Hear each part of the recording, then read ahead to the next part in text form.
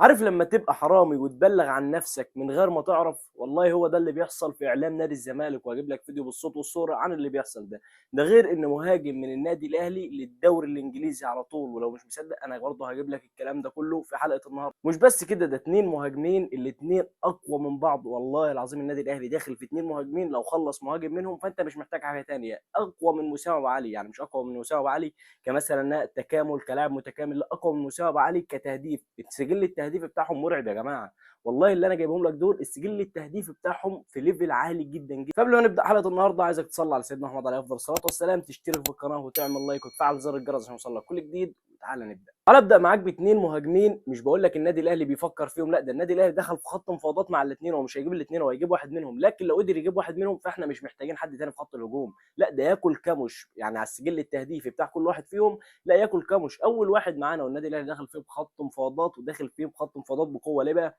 لان اللاعب ده بيقولوا ان عقده هينتهي في نهايه الموسم ده، فانت ممكن تجيبه مجاني وفي نفس الوقت مهاجم تقيل. المهاجم ده هو شيرزاد. المهاجم ده الموسم اللي فات لعب 31 ماتش، في ال 31 ماتش ده سجل 17 هدف، يعني هو كان لسه صغير تقريبا 24 سنه، سجل 17 هدف وصنع 5 اهداف، ده الموسم اللي فات.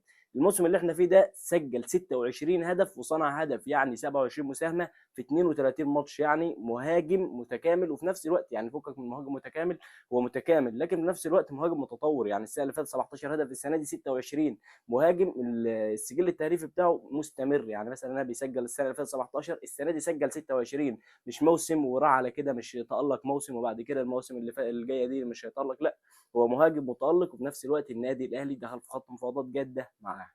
والمهاجم اللي معانا بعد كده هو المهاجم المغربي ومهاجم نادي المغرب الفاسي سفيان بن جديده. المهاجم ده يا جماعه مهاجم مرعب. انت متخيل في 20 ماتش مساهم في 19 هدف او في 18 هدف، مسجل 16 وصانع هدفين، ده في 20 ماتش. يعني مهاجم متكامل عنده 24 سنه، عقده هينتهي 2028، يعني هم لو عايزين يبيعوه فلازم هيبيعوه ليه؟ لانه لو مش هيجدد عقده فبعد كده بقى السنه الجايه هيبيعوه مجاني، فلازم يبيعوه. فانا شايف النادي الاهلي يجيب المهاجم ده او المهاجم ده، الاثنين اقوى من بعض، يا ريت يجيب اي مهاجم فيهم. وبالنسبه لي الاحسن المهاجم اللي اسمه شيرزاد. المهاجم ده متكامل وفي نفس الوقت فيه حاجه من ريحه وسام ابو علي، وعنده التكامل وعنده الحس التهديفي المستمر. يعني الموسم اللي فات زي ما قلت لك مسجل 17 هدف، الموسم ده 26 هدف، فعنده سجل تهديفي مستمر.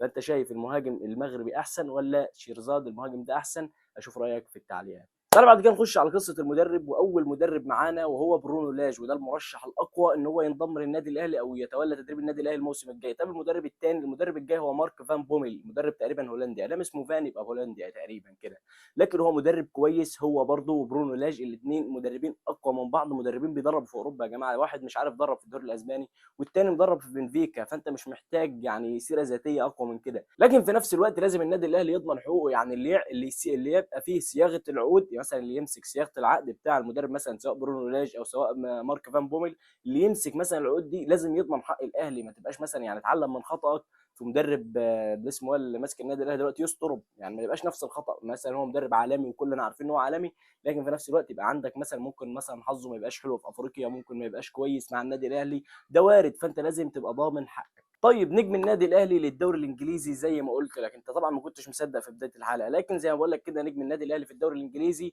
وهو حمزه عبد الكريم. حمزه عبد الكريم لحد دلوقتي كده هو طالع اعاره لبرشلونه، يعني هو دلوقتي ملك النادي الاهلي مش ملك برشلونه، وبرشلونه واخده اعاره. طيب نادي كونفنتري سيتي، النادي ده اللي ماسكه المدرب فرانك لامبارد، يعني فرانك لامبارد تقريبا نجم تشيلسي هو اللي ماسك النادي ده، والنادي ده لسه صاعد للدوري الانجليزي، هيلعب في الدوري الانجليزي الموسم الجاي. يعني هو الموسم ده بيلعب في الشامبيون شيب، فالموسم الجاي هيلعب في البريمير ليج في الدوري الانجليزي الممتاز. فالنادي ده طالب من نادي برشلونه ان هو، طبعا نادي برشلونه بدون كلام اكيد هيشتري حمزه عبد الكريم نهائي، هو دلوقتي اعاره اكيد هيشتري نهائي، فبعد ما يشتري بيع نهائي هيطلعوا اعاره لنادي كونفنتري سيتي في الدوري الانجليزي، اكيد هيلاقي فرصه اقوى وان هو يلعب في الدوري الانجليزي، هيتطور اكتر واكتر. والمهاجم ده حمزه عبد الكريم لو راح الدوري الانجليزي وخد الثقه مع مدرب كبير زي فرانك لامبارد، لا انت هيبقى عندك مهاجم لمنتخب مصر لمده تقريبا 20 سنه قدام، وعنده 17 سنه بس، فهو طالع وان هو يلعب في الدوري الانجليزي وعنده 17 سنه، لا دي تقيله جدا، وحمزه عبد الكريم يبين لك ان هو مهاجم تقيل. تعالى بقى اوريك اخر حاجه ازاي اعلام نادي الزمالك بيبلغ عن نفسه، مش عارف ازاي، يعني ده اعلامي ازاي ومعاه دكتوراه ازاي جاليليو ده، بس انا ما اعرفش، لكن انا هوريك وبعد كده نتكلم، اسمع معايا. هو المال المدفوع للتحفيز ده ما يعتبرش مخالفه؟ لا مخالفه بنص القانون. سامعني يا اللي هناك؟ تضارب المصالح، خاصة إذا وجد أطراف لها مصلحة مباشرة أو غير مباشرة في توجيه نتائج المنافسة من خارج الملعب. وأكمل إلى طبعا في الفيديو ده جاليليو بيقول لك ما ينفعش حد مثلا رجل اعمال يدعم النادي او يدي مكافآت للعيبه بعد الفوز، زي بيقول لك مثلا نادي سيراميكا كليوباترا في رجل اعمال هيدي للعيبه مكافاه كل لاعب مليون جنيه لو فازوا على نادي الزمالك، والكلام ده غلط. يعني ما فيش مثلا مصدر موثوق طلع الكلام ده، لكن هم شايفين الكلام ده وبيضغطوا على الحكام بالكلام ده.